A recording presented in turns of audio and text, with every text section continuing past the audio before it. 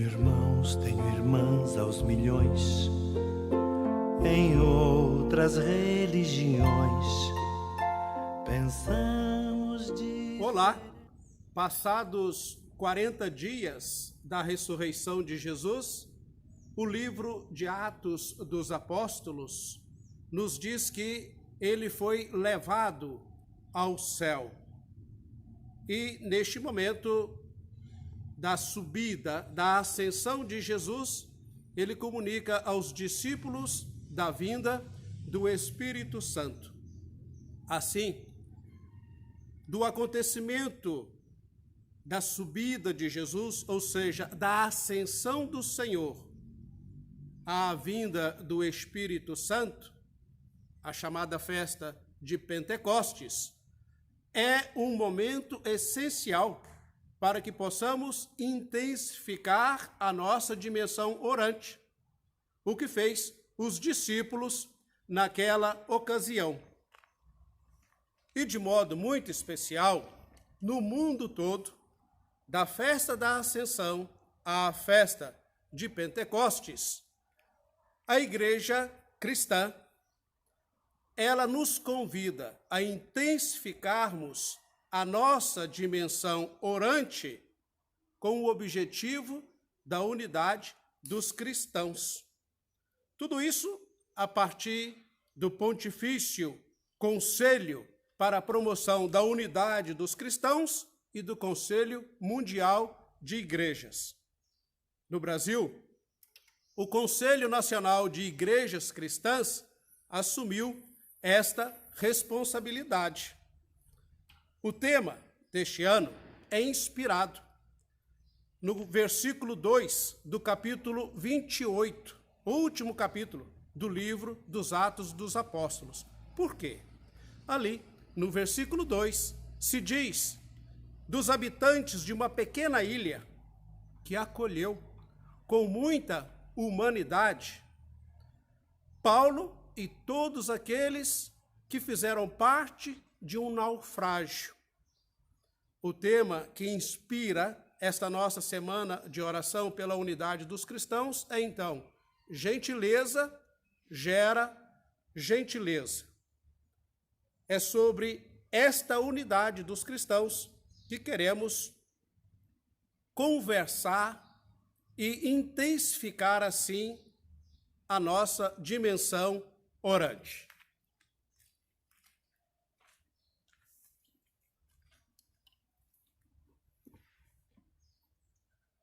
É importante, antes de qualquer coisa, fazermos uma distinção entre unidade e uniformidade. Nós já conhecemos bem esta distinção, mas às vezes descuidamos e não nos favorece em nossa prática. Vejamos, quando nós falamos de uniformidade, nós passamos a ideia de que todos da mesma forma. Em outras palavras, não há lugar para diversidades. Impõe-se uma única forma. Ao contrário, quando nós falamos de unidade, nós falamos de um princípio que estrutura as diversidades. Em outras palavras, a unidade que acolhe as diversas formas. Interessante que Jesus defende a unidade junto aos seus discípulos. Houve um momento que um dos discípulos de Jesus, quem nos narra isso é o capítulo 9 do Evangelho de Marcos. Um dos discípulos de Jesus vai ao seu encontro dizendo: olha, nós encontramos alguém fazendo milagre em teu nome e nós impedimos. A resposta de Jesus foi: não o impeçais, não o impeçais. Quem não é contra nós, é por nós. Ou seja, Jesus defendendo este princípio que estrutura as diversidades. Compreendemos, então, a unidade como aquela que acolhe as diversas formas. Pois bem, e é exatamente sobre a unidade dos cristãos que queremos, ao longo desta semana, intensificar a nossa dimensão orante. Chama-nos a atenção de modo muito especial que o primeiro a fazer a oração pela unidade é o próprio Jesus. É o próprio Jesus. Assim, nos conta João no seu Evangelho, é o capítulo 17, intitulado como o discurso da despedida. A certa altura, Jesus eleva ao Pai uma súplica pelos discípulos. Diz assim Jesus: não peço, ó Pai, que os tires do mundo, mas que os guardes do maligno. Não rogo somente por eles, mas pelos que, por meio de sua palavra, crerão em mim, a fim de que todos sejam um, como tu, Pai, estás em mim e eu em ti. Veja que texto interessante, que súplica que vem reforçar esta nossa semana de oração pela unidade dos cristãos. Mas eu chamo a atenção, de modo especial, para aquilo que dá sustentação à unidade. Sustentação a este projeto de unidade. Eu diria duas coisas: fé e amor. Fé, porque confiamos em Deus e não em nós mesmos. Amor, como dizia Teilhard de Chardin, o amor é o único poder capaz de unir sem destruir. Fé e amor dão sustentação a este projeto de unidade. Quem confia em Deus o busca incessantemente. Como diz o salmista: sois vós, ó Senhor, o meu Deus. Desde a aurora, ansioso vos busco. A minha alma tem sede de vós. Minha carne também vos deseja, como terra sedenta e sem água. Abraão confiou em Deus. Saiu da própria terra em busca da terra prometida. Assim, somos todos, pela fé em Deus, descendentes de Abraão. Estamos todos a caminho, todos em busca da terra da promessa. Interessante o relato de Atos dos Apóstolos, capítulo 27, que vai culminar naquela pequena ilha em que os habitantes acolheram Paulo e toda aquela tribulação. O capítulo 27 nos narra que estavam dentro da embarcação 276 pessoas. Pessoas em situações diferentes. O oficial romano, os soldados, os prisioneiros, os comerciantes, o piloto, os marinheiros, todos dentro de um mesmo barco. Podemos fazer a seguinte analogia: aquele barco com 276 pessoas no mar. A analogia, eu diria, o planeta Terra no universo, como se fosse o grande mar.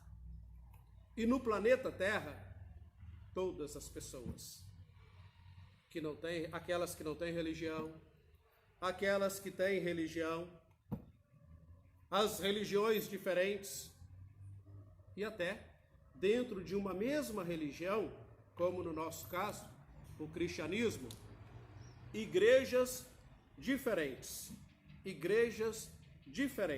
igrejas diversas. O amor. Aquele único poder capaz de unir sem destruir, não pode ser qualquer amor. Não pode ser qualquer amor. Não pode ser, por exemplo, aquele que diz, eu amo, mas tem que ser como eu quero. Eu amo, mas tem que ser da forma que eu quero. Não. Este amor não serve. Não tem essa conjunção, mas trata-se de um amor diferenciado, eu diria revolucionário. A propósito, nós temos conhecimento de 3 formas de amor. O amor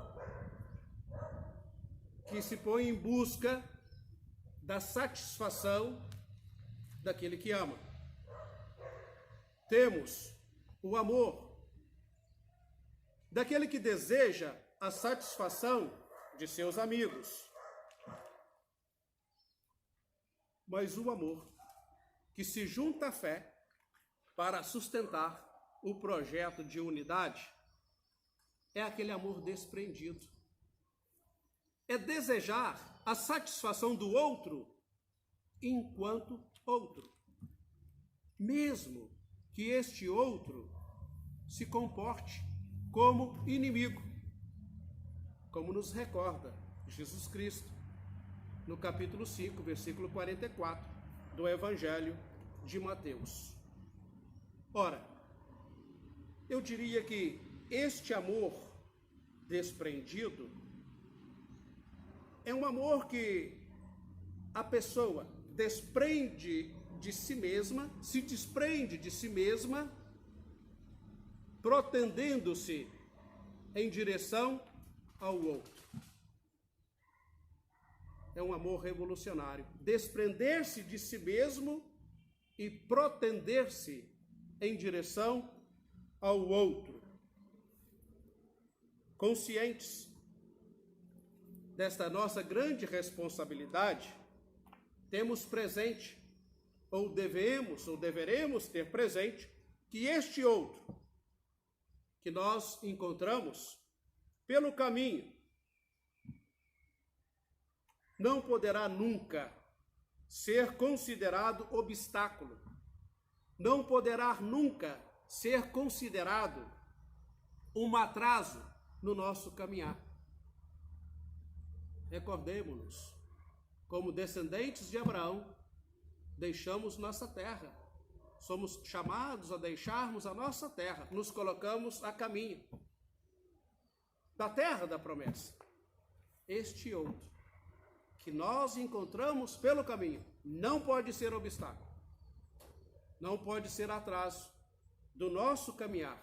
Este outro que nós encontramos pelo caminho desafia a nossa disponibilidade para a acolhida, para o afeto, para a ternura, para a compreensão, para a busca da paz e da justiça, rumo à terra da promessa. Rumo à terra da promessa.